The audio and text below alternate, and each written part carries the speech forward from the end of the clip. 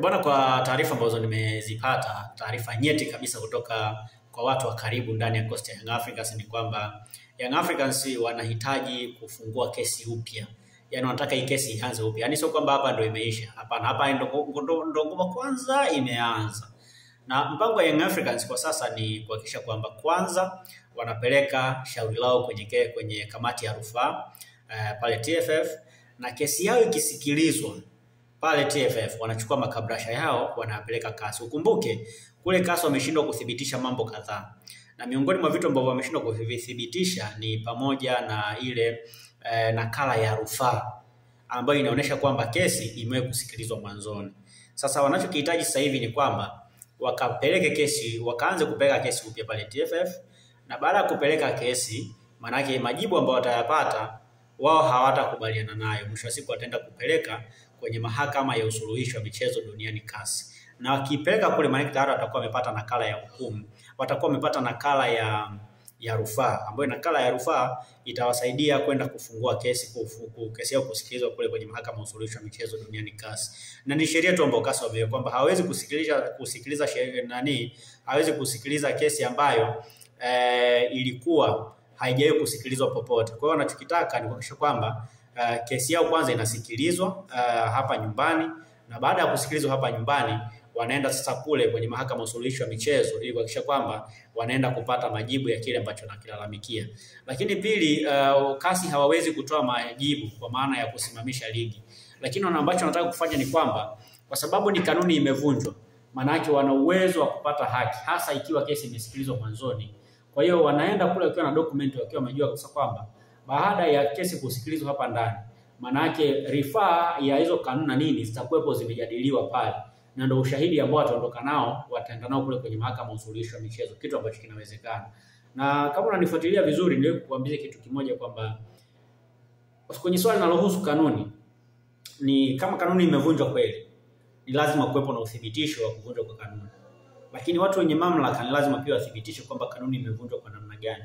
Sasa ukiangalia kwenye ushahidi ambao walipeleka bodi ya ligi ni kwamba kulikuwa kuna viashiria vya rushwa, lakini pia kulikuwa kuna viashiria vya uvunjifu wa amani.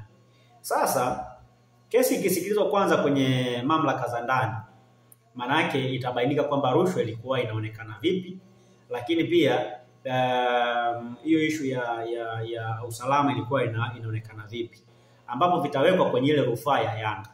Vikiwekwa pale manake hata kipeko kwenye mahakama ya usuluhishi, manake kuna kauthibitisho kanaonekana kwamba hii ilikuwa hivi, hii ilikuwa hivi na hii ilikuwa hivi. Ina maana wanapata room sasa ya kuquestion baadhi ya vitu.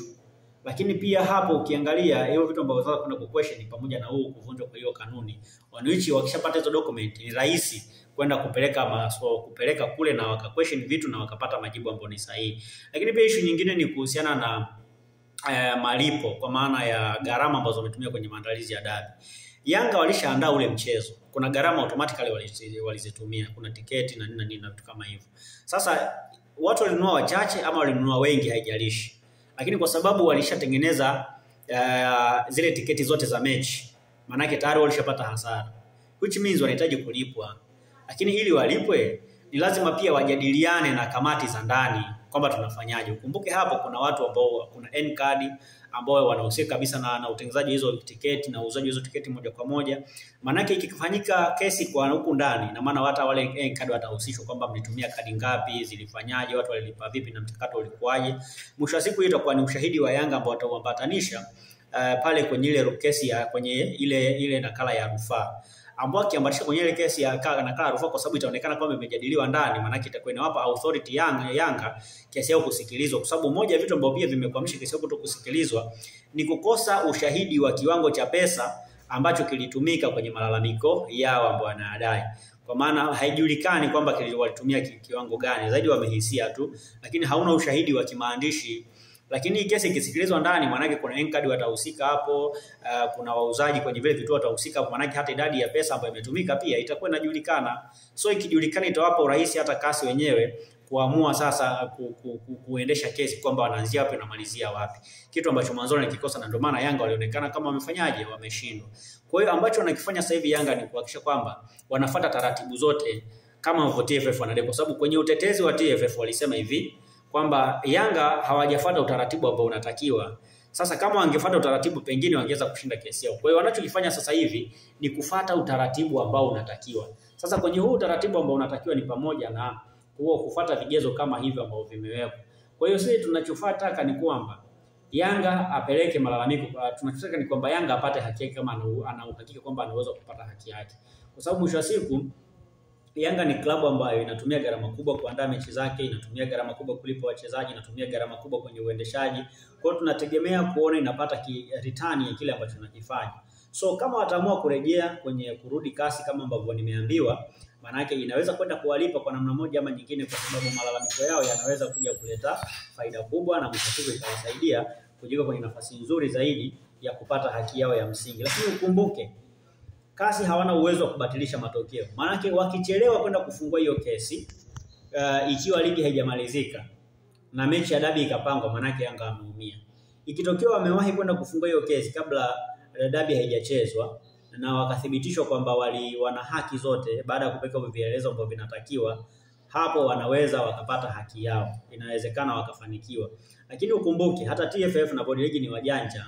Wanajua kabisa kwamba mpaka Yanga anakuja kufungua kesi mara ya pili, kama ikitokea kweli kama ambavyo nimeambiwa wakaamua kufungua kesi mara ya pili, watafungua kesi mara ya pili. Inaweza ikazunguka wakazungushwa hapo mpaka msimu ukaisha. Msimu mpaka ukiisha msimu, maana yake Yanga watakuwa wamekwama. So ni issue kidogo ambayo inahitaji akili, inahitaji timing kubwa sana, lakini ambacho wamekikosea Yanga ni kuwahi kupeleka kesi kasi ikiwa hajapata vithibitisho ambavyo vinatakiwa, kwa sababu ndivyo ambavyo vimewakwamisha.